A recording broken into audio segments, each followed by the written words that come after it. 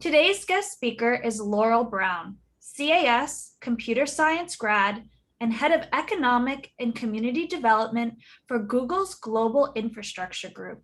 She will discuss her non-traditional career path after obtaining a computer science degree. Laurel, at this time, I'll pass it over to you. Thank you. Hello, everyone. I want to just quickly share my screen and just bear with me. I am not as familiar with the Zoom platform because I do work at Google, and so we use a different platform. So I'm going to fumble just a little bit, but I will be sharing shortly. Okay. Okay. So I want to thank Valerie and Alexandra, and of course the NYU community for inviting me here, inviting me back to speak with you all a little bit about my career, my time at NYU and my time after. And you'll see this slide on here. I have the computer scientist crossed off. I do have the background, and I employ it in a certain way, and I can't wait to discuss a little bit more with you about what I have done since NYU. So let me, hold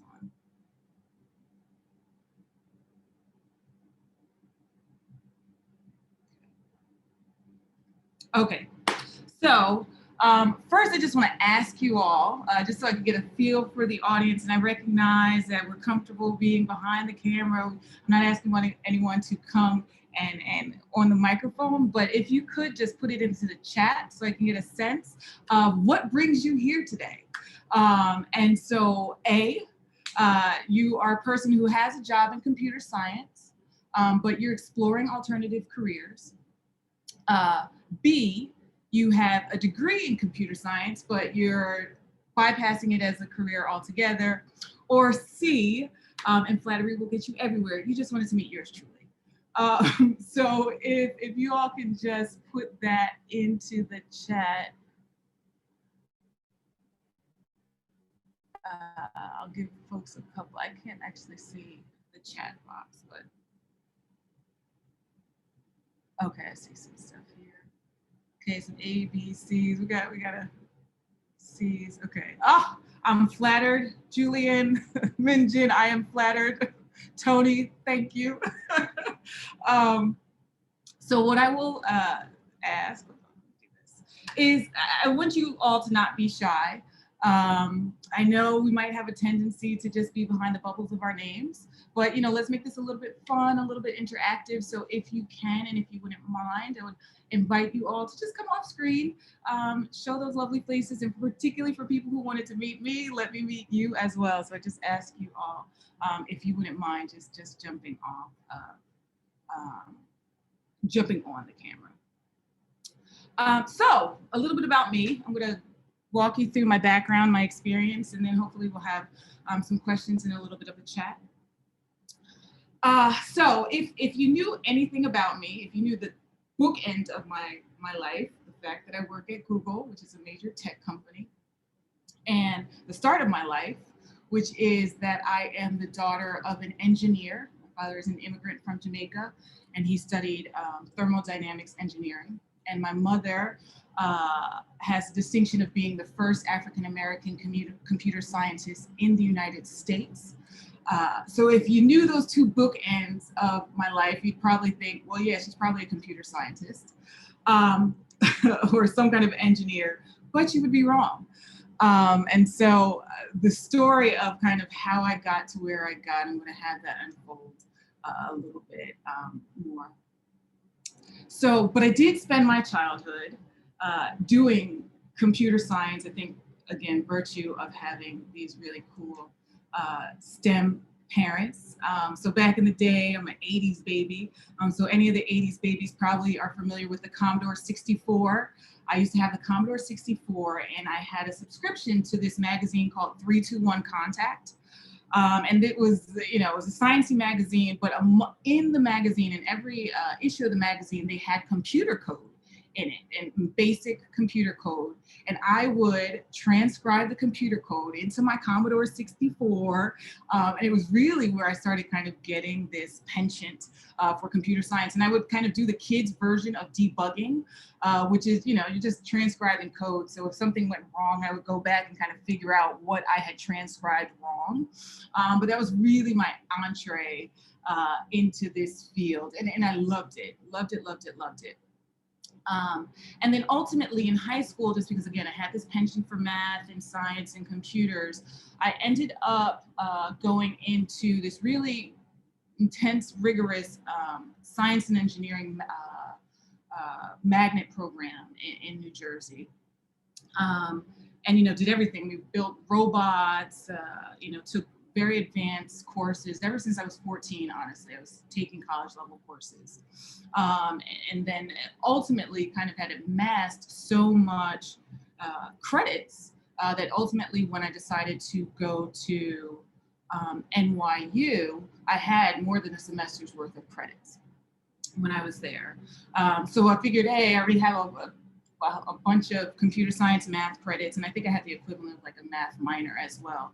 So I wanted to major in computer science. And again, I really did enjoy it. But I was like, I'm not really sure if this is exactly what I want to do with my life. I like coding and doing all this stuff.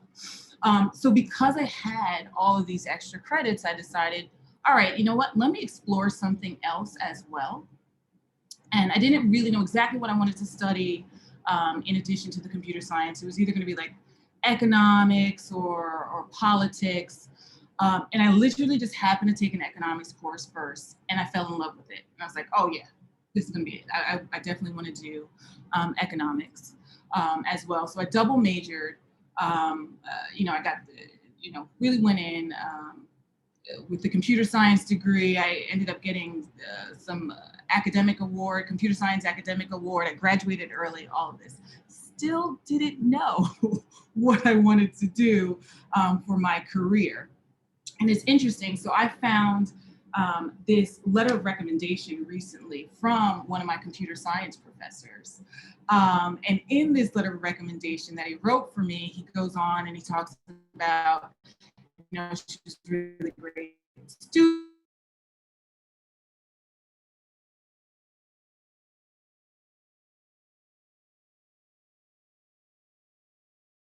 As I talk about in the rest of the presentation, it definitely informs a lot of how my career was shaped. But if you ask me to code in C++ or Java or anything, if you ask me the latest languages of the day, I probably don't know them. I kind of understand the theories and that's still with me, but the details I don't. But, you know, he goes on to say, you know, really bright kid, top of the class.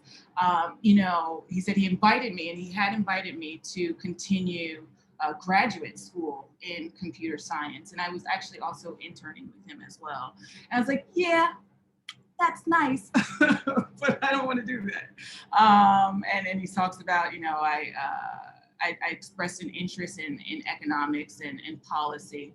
And I guess he had a conversation with the dean of the economics department. And the dean also said, oh yeah, she's doing really great in that too. So, you know, again, it was just, for me, NYU ended up being this exploratory period where I was trying to figure stuff out. So, you know, let's figure it out. So I ended up taking on a number of different kind of internships while at NYU and even before. So I had a computer science internship at a major tech company. That was actually before NYU. I had an IP consulting, a couple of IP consulting roles with that professor. He was working for a big IP law firm, and so I was doing some work with him on that. I was like, yeah, nope, don't want to do this either. I worked as a kind of information systems developer for a major management consulting firm. It's like, yeah, nope, not this either. I had a research fellowship at Princeton University in economics, figuring, okay, maybe I'll explore this whole economics thing. And I was like, yep, don't want to do that either.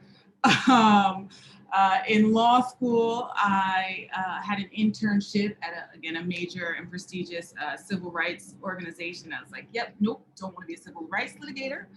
And I also worked at the U.S. Department of Justice. And I was like, yep, cross that one off the list. So this career exploration ended up being this unbucket list of things that I absolutely said, I don't want to do this in my career. So cross all of this off the list. And I still hadn't fully figured out what I wanted to do, really until I got into law school. It's probably my second or third year of law school. At that point in time, I'd already kind of done some work on Wall Street. Again, I didn't even want to be an attorney. So I went into law school. I didn't want to be an attorney, but I just wanted time to kind of figure out what I wanted to do. I took this one class in law school. I think it was local government law. And they talked about this concept of economic development and public-private partnerships. And I was like, that's it. This is what I want to do. Absolutely want to do. The challenge was at that point in time, I didn't necessarily have a resume that spoke to, public-private partnership executive. My resume really did speak to a computer scientist, and that was the kind of, a lot of the totality of my career up until that point, with dabs in economics and law. But what was really helpful was at that point in time, really having a square understanding of what I wanted to do, I started to take on assignments and roles within the legal field that I knew would lend itself ultimately to economic development. So at that time, I think I was working in bankruptcy, corporate bankruptcy, but I knew economic development, real estate would be really important for that. So I started to take on deals that had some type of real estate component so I can start to weave together this story and make my career path make sense. And again, it was helpful that I understood where I wanted to go. So interestingly, I stayed on in Wall Street and in the law firm for a few years, but ultimately got a chance to work at an economic development organization. And just kind of quick background, economic development is the process of kind of improving the economy of a region and building strategies to bring public and private dollars for the betterment of an area, the tax basis, the quality of life, so on and so forth. So I really wanted to do that type of work. And so I had an opportunity to work out in Jamaica Queens at an economic development organization there. And I was like, yes. I got my NYU degree, got my Harvard degree, got my Wall Street background. And what was interesting, and if you know anything about Jamaica Queens, it can be, particularly back then, and I think it had a stigma, warranted or not, a stigma of being kind of a rough neighborhood. And so I remember when I was interviewing, one of the board members said, why would a candidate like you want to work here? And what he meant by that is that you have this like big splashy resume. Why would you want to work in Jamaica Queens? And for me, I was like, well, that's exactly what I want to work in Jamaica Queens. I said, this is the type of talent and passion that we need, leaders from NYU, Harvard, bringing their resources and their experiences to neighborhoods that don't necessarily get the attention that other neighborhoods get. And I think that question there also encapsulated what I found to be maybe a tension, but also ultimately a unique point in my career is that I didn't necessarily always fit the mold of what people expected to come to the table, because you have a certain expectation about the skills and skill sets of who's going to do what type of field and what their background will be. And I think, as you'll see, I ended up using that, I think, to my advantage. So worked in Jamaica Queens, did a pretty splash up job, and then ultimately got recruited to work out in downtown Brooklyn. And for those of you who have attended classes in Tandon and/or in the downtown Brooklyn area, I probably was your neighbor for a little bit because we had an office at One Metro Tech. And so I ended up being recruited to the Downtown Brooklyn Partnership, which is also a major economic development organization. And if you'll see here, just a little bit of background about the partnership, after 9/11, the city decided that it needed to diversify its economic centers and economic engines within New York City. So, a lot of the economic engine of New York had always been traditionally either lower Manhattan or Manhattan generally.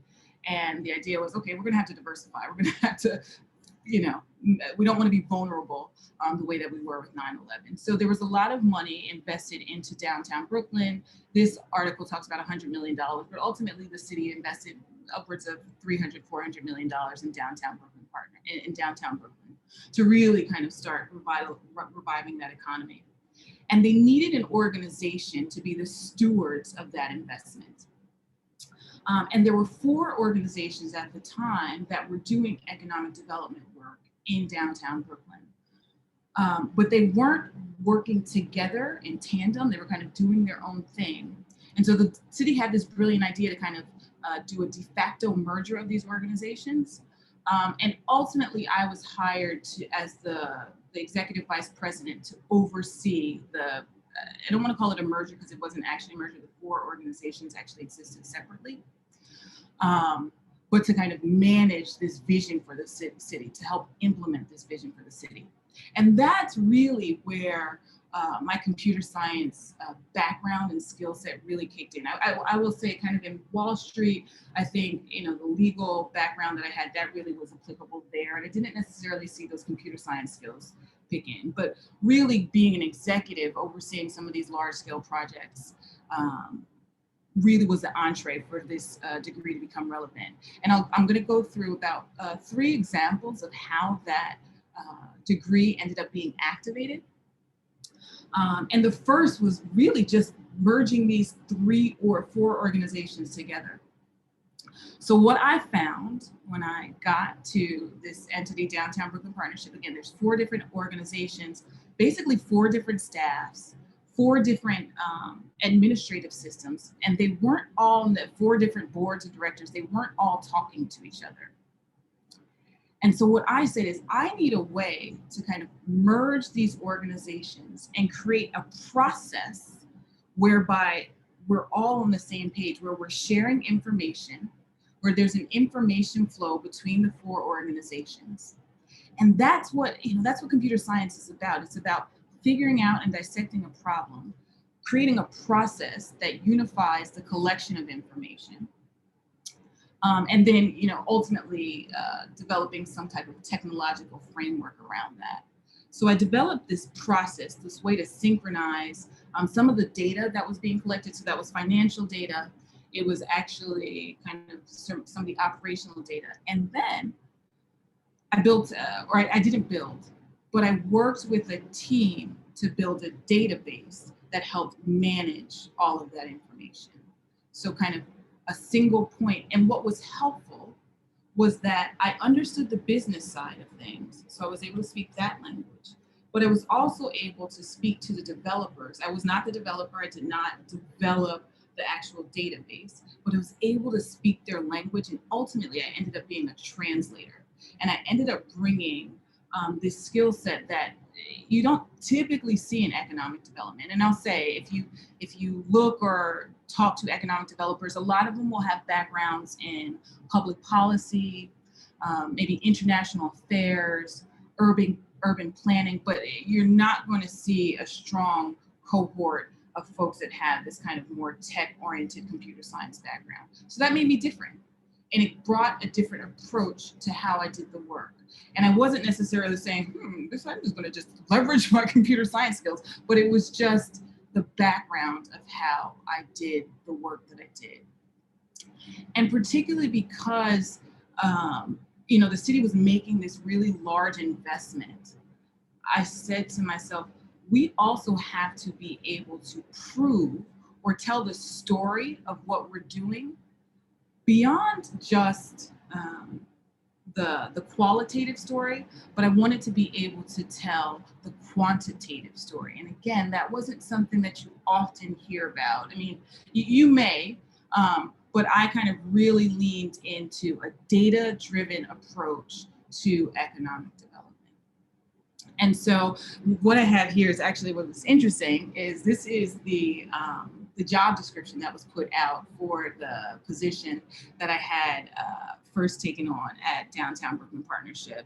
And on it, you will not find, I don't even think there's a single reference to computers or computer science or IT or anything to that effect. You know, one of the first qualifications they talk about is outgoing, friendly, and customer service oriented with excellent verbal, written, and communication skills. So they weren't contemplating me.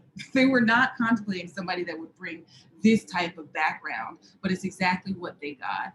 You'll see urban planning, public policy, business management are some of those skills. So, you know, this is actually an example of a presentation that I gave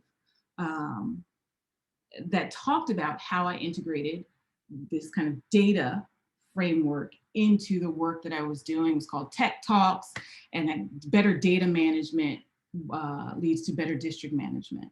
And I went through and I talked about, you know, again, we have a lot of things that we were managing in downtown Brooklyn. There was 1 million square feet of public space that we were managing. We had 4 organizations, 140 board members, a whole bunch of properties. And we needed a way to, again, quantify that, track it, tell the story, justify our existence. If you actually look, you can look at some old records and you'll see there's a storied history of how the partnership came into development, and there was a lot of scrutiny around the organization. So really being able to tell the story was something that I thought was really important. And I ended up making that a framework of the work that I did. So, you know, through this presentation, I talk about having developed this database and kind of showed folks, you know, generally speaking, how the database works. And it was really interesting. So when I first got to the partnership, and again, there were these 4 organizations. So I was talking to the heads of each of their respective organizations. I said, okay, you know, what's the type of data that you're tracking? What type of information are you looking at, and how are you tracking it? And folks, one person who was doing district management says, yeah, I have this notebook here, and whenever I see some condition in the district, and the conditions might be things like, you know, the sidewalk is busted up, or there's a new store here or there. It's like, yeah, I write it down in this notebook. And he had like this pages and pages and pages of these conditions. I said, well, what do you do with the stuff that you write in the notebook? And he said, oh, I don't know, I just write it in the notebook. I was like, oh, okay. And then another person who I spoke to, they were a little bit more advanced. So they had forms that they had created, paper forms, and they were tracking all the conditions on these forms. And I was like, well, yeah, what do you do with those forms? And he said, oh, you see that drawer over there? I just put them in the drawer. And I was like, oh, okay. And then someone else who I spoke to had some, you know, they were tracking information through spreadsheets. And I was like, okay, we're going to have to, because we're a growing organization, we're going to have to really kind of start to bring a level of technology and sophistication and systems into these processes and integrate these together. So this was kind of the background of what I did, working to build to create this database that could, you know, track all of these relevant data points and really kind of showcase the work that we were doing, the impact that we were making, doing analytics so that we can make smarter decisions. And again, it was something that hadn't been done, at least in the history of that organization. And I came in, maybe the organization had been around for about eight or so years. So, you know, so there was this kind of general systems building and building the technology on top of that. And then the other thing was, again, I was like, how do we tell the story? How do we tell the impact? And how do we integrate technology into the work that we're doing? And again, I think that because I had the computer science degree, again, I'm not building the code or anything, but as an advocate for some of these types of technologies, I had a level of credibility because I kind of understood where this type of integration could get us. And I understood the technology. So one of the other things that you all, again, folks, particularly who might be familiar with downtown Brooklyn, may see these blue solar powered trash cans throughout downtown Brooklyn. That was a project that I led and brought to the table. And basically it's an example of something that I think we did at scale in Brooklyn, was really integrate technology into the infrastructure. So really building a smart city. And, you know, so you'll see, I think we had like 100 or so of these across downtown Brooklyn, and they're computer operated. And so in addition to just kind of being snazzy and having higher capacity, we were able to tell the story of, you know, being able to do less runs to the dump site, the amount of, we were able to kind of effectively track our carbon footprint. We were able to track the manpower that we were using and deploying, and tell the story of the impact that we were making because we were integrating technology into the work, and the way that I was able to really advocate for it, because I will say, there were skeptics. my CEO at the time was skeptical of doing this. But I was able to be, I think, a credible advocate because I had this background. I could speak the language, I can dissect the data, and then tell the story in a way that the business side could understand. And so, you know, if you think about what it is to be a computer scientist and the skills, you know, some of the things that you'll see, we talk about, you know, ability to analyze problems, trace them to their core causes, and an analytical and even systematic approach to the work and to problem solving. A stickler for accuracy. If anybody knows me, I am like, you know, I debug everything effectively. You know, if something's going wrong in the operations that I have this, you know, I'm trying to figure it out. I'm trying to track that what's gone down. Anticipate and diagnose problems, and then this excellent, clearly computer and technology orientation, and then even excellent math skills. And again, as a COO, I'm overseeing a CFO, and so I have to understand the math behind it. I have to understand the math behind the data that we're presenting. And so those things, again, yeah, they're computer science skills, but ultimately those were the skills that I leaned on as an executive. And those are the skills that I think brought a level of recognition to the work that I was doing, so much so, ultimately, this is actually from when I was working in Jamaica Queens, not in Brooklyn, but again, I had the same exact approach when I was leading the work in Jamaica Queens. I got an award from Mayor Bloomberg at the time, who was also, you know, he's very data analytics driven. You know, I got this approach, this data analytics approach that I'm incorporating into economic development. So I ended up getting, it was called a Business Improvement District Leadership Award. And, you know, I'm this, you know, at the time, relatively young kid to maybe some of the other recipients of that award who were veterans in the industry. But again, I got a different approach. I'm looking at this differently. I'm bringing that computer science degree. I'm bringing those skills to the table. And it wasn't, I will say, at that time, I didn't know or recognize or appreciate the fact that that's what I was doing. But it really was what I was doing. And then so fast forward, and so this kind of, you know, I worked as an attorney for some years. I did worked as an executive in economic development. And then, you know, now I'm at Google, not doing computer science. But what was interesting for me and what I had to think about was really kind of, you know, from the transition from being an attorney to working in economic development. That was a transition, and I had to kind of, like I said, I had a very thoughtful way of presenting myself, of kind of shaping my career so that it lent itself to these experiences. But then going to Google, which is a completely different industry than what I had been part of. And yeah, I was doing work that paralleled, it kind of had some resonance with the kind of more traditional economic development work that I was doing. I needed a way to weave it all together. And I wasn't really sure that I was telling the story of my work in a way that would really help me land a role at Google. So I actually worked with an executive coach at that point, who really helped me think about, how do you tell your story and the story of what you do and what you've done? And what was interesting about this executive coach was he didn't actually have a background in kind of more human resources or kind of that more traditional executive coach background. his background was actually in marketing and sales. So the conversations that I had with him were really, how do you sell this experience to not even just Google, just generally speaking. And through that kind of exploration and thinking through the impact that I made, what made me different, what skills did I use different than others in my field, I was like, oh yeah, I have a data-driven approach or a technology-driven approach to economic development. And that was like, okay, cool, that's it. That's who I am. That's what I do. And that was really helpful, I think, in being that kind of framework. Was a helpful framework for I think, billing myself for the work that I would ultimately do at Google. And so that is, quick summation, I will say, of my background, of what brings me here.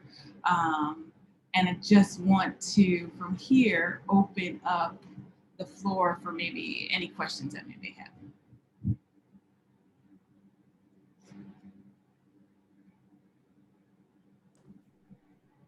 So we invite alumni at this time to either unmute themselves, ask Laurel a question directly, or if you would feel more comfortable, you can also put it in the chat box. And I have to, let me see where I see the chat. And I know Alexandra, you had some questions as well. I can't see. So if you take yourself off of screen share, you should be able to view the chat. Okay. But I can begin with a question just to kick it off. What is one thing that you wish you would have done either at NYU or the beginning of your career that would have helped you professionally? Yes. So I will say, ultimately when I got into economic development, one of the things that I really wanted to do was to do the work internationally. But a lot of my experience, the bulk of my experience had just been, had not just been, but had been focused in New York, had been focused in the US. So it was, it's harder to, again, make the case that you can do international economic development.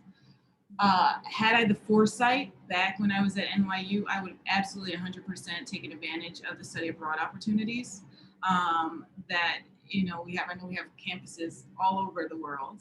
And actually in my last year at NYU, I applied for, I applied for a travel scholarship.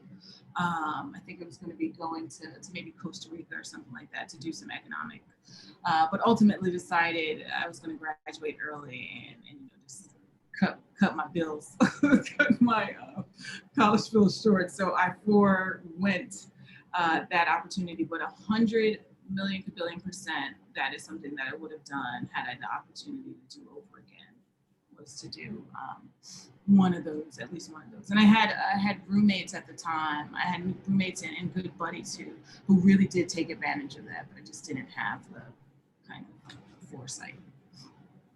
I'd like to jump in with a question, Laurel, if it's all right. First, thanks for your presentation. It was terrific to see your path. I think for a lot of us, we think we're entering into one field, at least we go in with one intention, and we find ourselves in a totally different environment professionally. So I'm really intrigued with this idea of credibility as a technologist, and how you were able to make different segments of employers see your value, even if they never thought about hiring someone with computer science skills, or maybe for many of us, engineering skills, and saying, wait a minute, this person has this skill set that really will take us to another level. So if you could speak to that a little bit, I'd appreciate that, because I was really intrigued that with each thing that you crossed off your list, it wasn't like, you were looking at it from the perspective of, oh, damn, I thought I was going to do this and it's not working out for me. But you looked at it as, I've scratched that off my list and I'm moving on to the next thing. Right. So it's about, I don't know, reinventing yourself or just narrowing your focus. Can you speak to that? Because yeah, absolutely. And you know, I think what it was, and I had the benefit of, you know, being an executive in that kind of early part of my career and understanding what the business needs were. And then, you know, also being able to hear from some of the drivers of our business, our board, and kind of understanding what they wanted. And so I was able to say, okay, again, it's just like this kind of computer science thing. You're like, okay, there's a problem. This is what your need is. You know, there was actually a point in downtown Brooklyn where we were trying to effectively grow the organization or kind of continue to build out the infrastructure. But we had, at that time, you know, the board was resistant. You know, they had to spend more money and you're like, what are we spending money on? And I literally just had to be able to show them effectively ROI. What's the return? And in order to do that, the easiest and best way to do that, you know, I could have gone through the notebooks of what my director of operations had and kind of figured out the impact. But the easiest way to be able to explain the ROI, to explain the value that we were creating and bringing was through technology. And so it ended up being the case that I was following, you know, just kind of following the impact and making sure that I was telling the story of our impact. And that necessarily brought out some of these skills, again, that they didn't necessarily realize. But once I was able to say, hey, no, this is the impact that we're making. We're doing this. We're doing this big. And we were seeing the wins come in. And then I was able to point to the fact that, hey, yeah, you know, it's because of this technology that we've now integrated. Or, you know, you ask me a question, I can now get you an answer at the click of a button. I can now drop a report for you. And so, yeah, again, they didn't necessarily have the foresight. I didn't necessarily have the foresight to say, hey, yeah, I'm going to use this computer science degree. But there was a business value that having that skill set ended up being able to enhance and bring to the forefront. And then when we start having that conversation, it's like, okay, yeah, it's because of this degree, it's because of this background. Right. And even now, interestingly, within the work that I do with my current employer, you know, the team knows me. You know, I'm in the subset team that I'm in. It's not necessarily we do real estate, we do infrastructure, but my small team, certainly not a tech-based team. You know, it's more kind of public-facing, public policy. But I am known as the data person. Like I am data analytics. I bring that to the team. You know, my manager has said, you know, that's you know, you bring that. Yeah. For me, I will say I don't want to do data crunching and analytics all day, every day. But I use it as a tool to empower the work that I am doing. And that's what I always say is that I try to find that balance. I think that is, if you were to say kind of my professional career, it really is integrating those things. Again, I don't want to be the number cruncher all day, every day. No. Right. But I do think it is an extremely powerful tool. It's a tool that I understand. It's a tool that I can translate both to the community, both to corporations, and kind of help folks win. I also got a chuckle when I saw the photograph of you with Mike Bloomberg, because I think so many people know him as an entrepreneur, a very well-established entrepreneur, and the former mayor of New York, of course, but he's an engineer. Right. So knowing that, you know, he took his, I think he was an electrical engineer. He didn't do his degree with us, unfortunately, but he has an honorary degree from NYU School of Engineering. So we're very happy about that. That's how I know he's an engineer. And the idea, again, it just brought it home. There are so many intersections of how someone that has a technical degree can move freely in so many other areas, as long as you have the vision to imagine yourself. And all of us as engineers, and I'm not an engineer, so I'm taking that out myself out, but you have to be able to envision yourself in a role that might not be a traditional one, you know, for most science, technology, math people. And I think this whole thing with COVID and the way we are now moving into different worlds and with different expectations, there's a lot of opportunity to reinvent yourself at any stage of your career.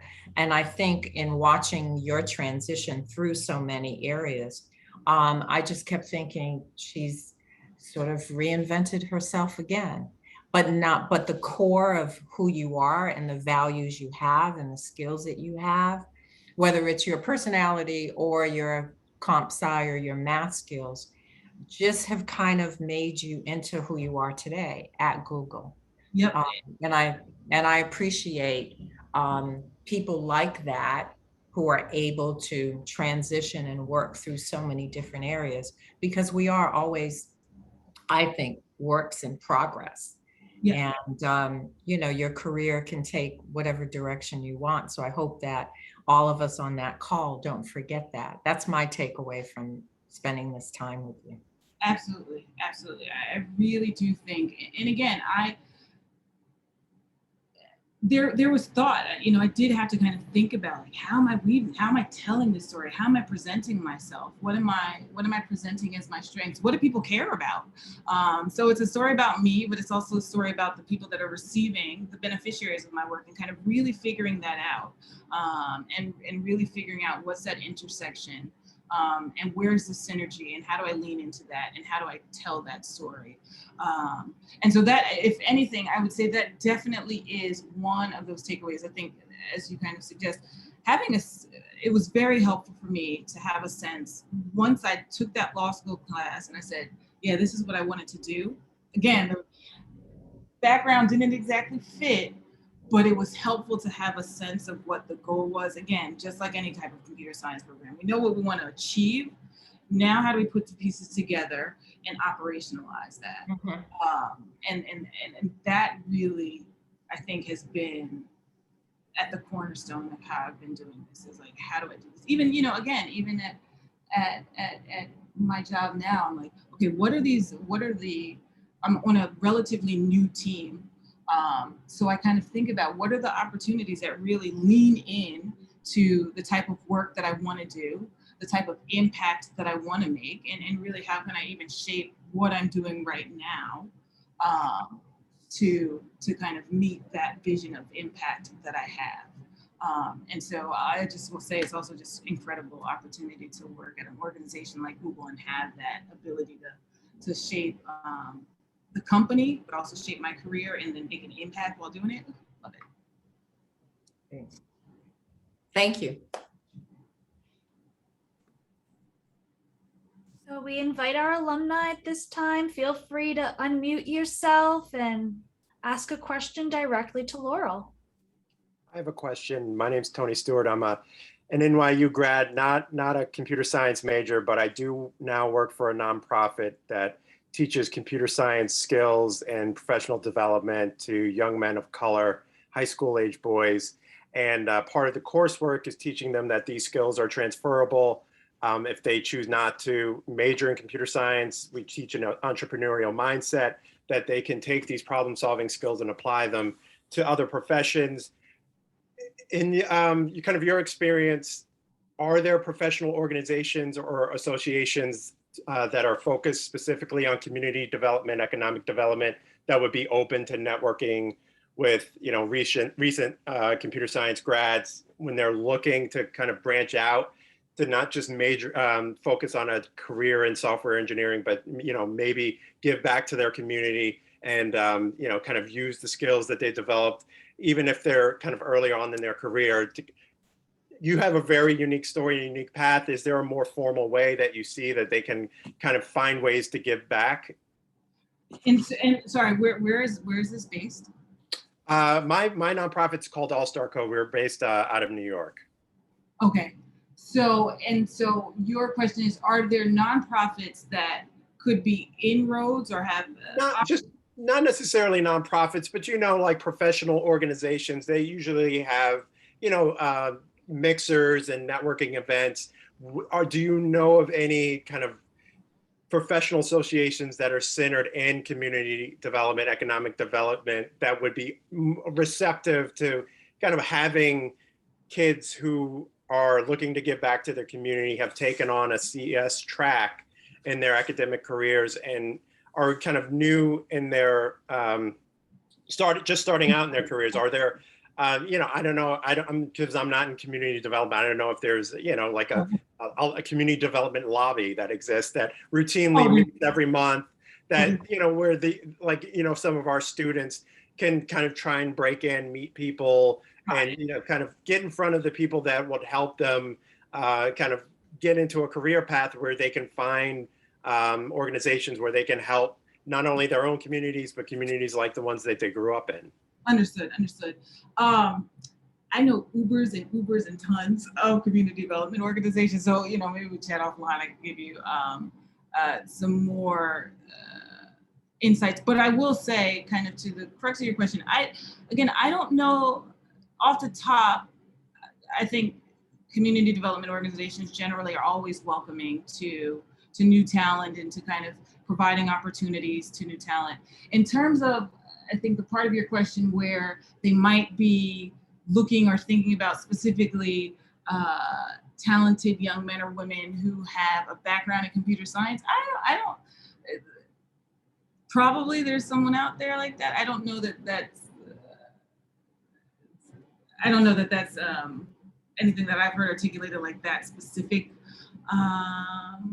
Yeah, no, it's okay. I understand. I was just trying to see if there's a code that can be cracked, so we can kind of figure out a way where people with the skill set would be considered for roles within organizations that aren't specifically focused on computer science. Because you have a great story, but I don't know how much we can replicate that for someone else. So I was just trying to see if there's a way, if there are organizations out there just looking for diverse talent to help. There's a lot, and even when I was in downtown Brooklyn, we did some work with the city and I think it was City Tech and some other organizations where we were doing kind of tech talent pipelines. And so and even at Google right now, we have a team that really works on that kind of tech talent pipeline and working with young people and/or developing curricula for young people and/or kind of finding pipeline opportunities for young people to get into a plethora of fields, but really with this kind of tech focus, or the tech being the entree to those conversations. So yes, yes and yes. But literally, I think I know more. Like when you asked the question, there was a bunch of names that came to my head. So there's certainly a lot in that space that do that. Yeah. If offline, if you could email me a list of organizations that you can think of, that'd be great. Thank you. And Tony, if I can just jump in, I sent you a private message, so be sure and take a look at the chat, and we can communicate also. Great, I see it. Okay, I didn't want you to miss it.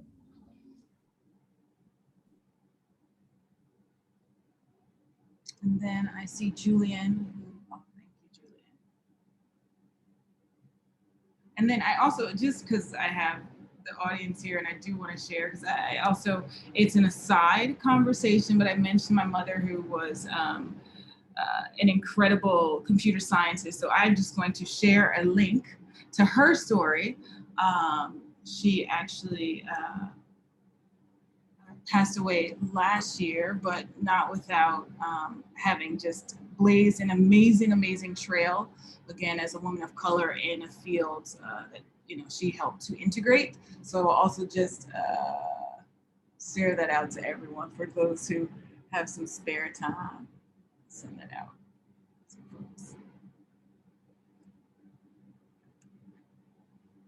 No need to read now, but again, I think she has a pretty cool story. Hey, Laurel, I have a question. Hi, Joe. Hello. So I'm an engineer. My only connection just to NYU is through the Stern School of Business. Picked up an MBA thereafter, engineering school, and some time in the at a company. But my question to you is kind of maybe a little bit off topic, but it's kind of linked to your basis is kind of obviously, computer science, obviously technology, math skills, analytical, which is great. And I always, as my wife and I were both engineers, try to stress that with our daughters, try to, steer them towards, a math or engineering based degree, whatever. It didn't happen. They went a different direction, but, and kind of curious for those that kind of go in that different path. And I still stress the importance of always telling them pick up technology and analytics kind of skills along the way, because it's going to be important in the future, right, for you. But what do you recommend to people in that regard who maybe followed a different path, different from you, didn't start with the math base, basically, or engineering base or comp sci base, and then kind of went a different path, but now want to kind of, without, I'll call it a formal degree approach, maybe pick up those skills kind of that will kind of help them propel their career kind of into the future? Yeah, no, it's interesting. So my father, again, immigrant from Jamaica, there's literally, I think there might be a list that maybe immigrant fathers from Jamaica have, and there's only certain careers that are on that list. Engineering is one of those, a lawyer, one of those, economic development, not on that list. So he definitely pushed me more towards that way. My mother was more like, do what you want to be a dancer, whatever.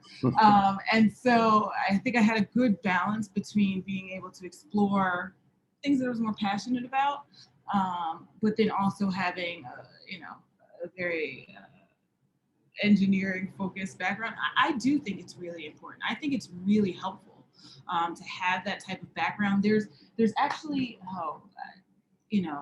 Valerie and Alexandra may know better than I am in the career services, but there's these kind of programs for folks who maybe didn't get the opportunity to go to a school like NYU or Stern or what have you. But there's kind of coding skills programs that now end up kind of like Flatiron School, and there's certain other schools that do offer those types of opportunities and training for folks.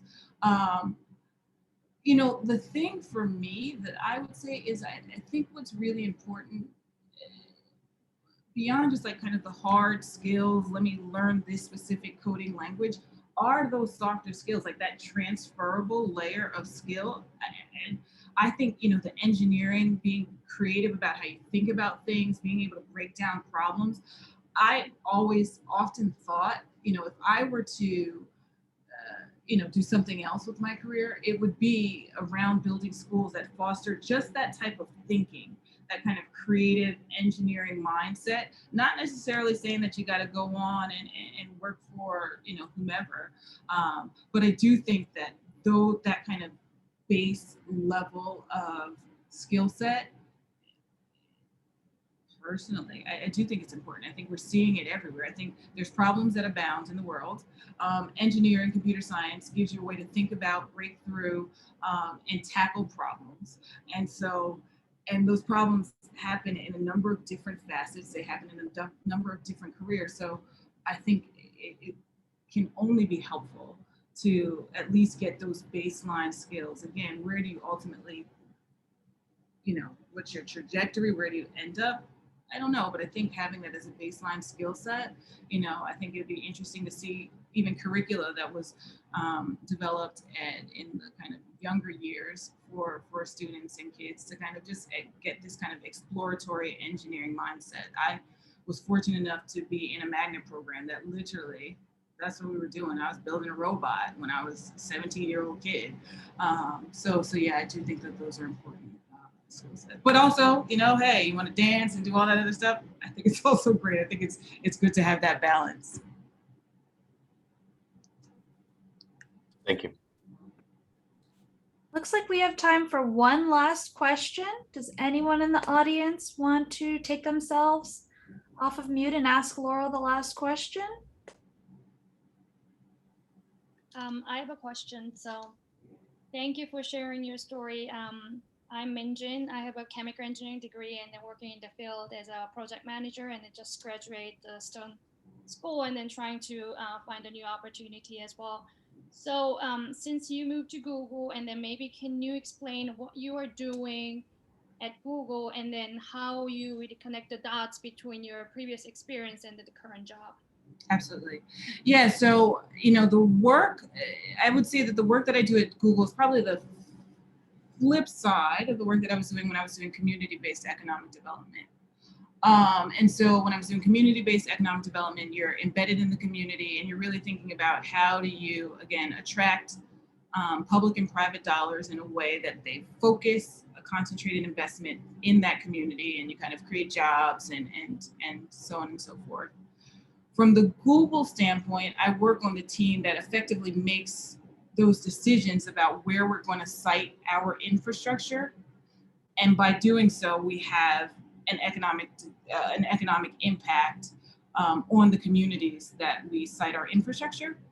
And so I'm not, because I don't necessarily sit in the communities, as I work with the business. The work is now more about thinking through how do we show up as a good neighbor in the communities where we have our data centers and our infrastructure, and really think through amplifying that impact. So, you don't have I don't have necessarily the same tools as I would have if I was working in the nonprofit organizations that I was running, but the focus is still, community focused. There is an investment. We might be partnering with a public entity, who knows? But it kind of has, I think, another side of the same coin. Thank you. But again, it's still, it was interesting because, again, I came from nonprofit, and I think big tech knows big tech. So if I had come from, another big tech, Amazon or whomever, doing economic development, I think they would have gotten it. Google, the people that I ended up working, it would have made sense. Okay, you worked at Amazon doing this stuff, and now you're at Google doing this stuff, same kind of thing. I think it is a harder, it's a harder story to explain the work that I was doing, community-based, and now being in big tech. So it's the same side of a coin, but I still have had to, I think, explain and kind of explain the difference, and then explain how the work that I was doing lends itself to the business and kind of the business case and the business impact. So it's similar work, but it's not the exact same work. So I've had to, again, make the case, explain what I do, talk about my story, explain what my value is, explain the value of the background that I have that's not a big tech background, and translate that to what the needs and impact are for big tech.